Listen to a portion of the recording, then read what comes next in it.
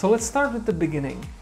JavaScript is a programming language that enables you to build rich dynamic applications that run in a standard internet browser.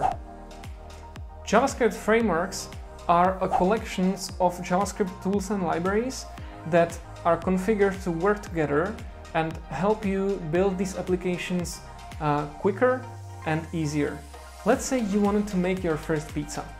You could take flour, yeast, water, olive oil and other ingredients and try to combine them to make a pizza dough.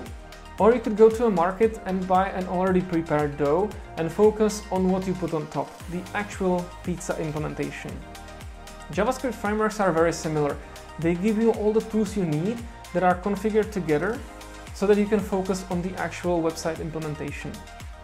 This mainly helps beginners because they don't have to spend a lot of time trying to configure the specific tools, but they can focus on what motivates them in the beginning, how the website looks like and how the functionality works together. The three most used JavaScript frameworks these days are Angular, React and Vue.js, and there are many opinions on which one is the best or might be the best fit for your project.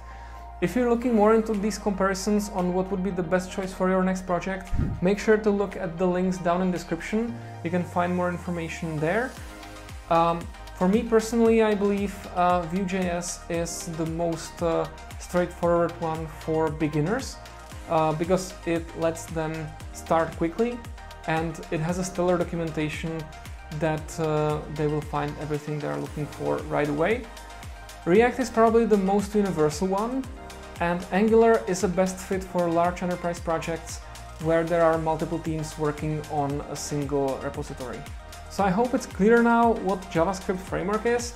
If you have any questions, feel free to leave a comment below.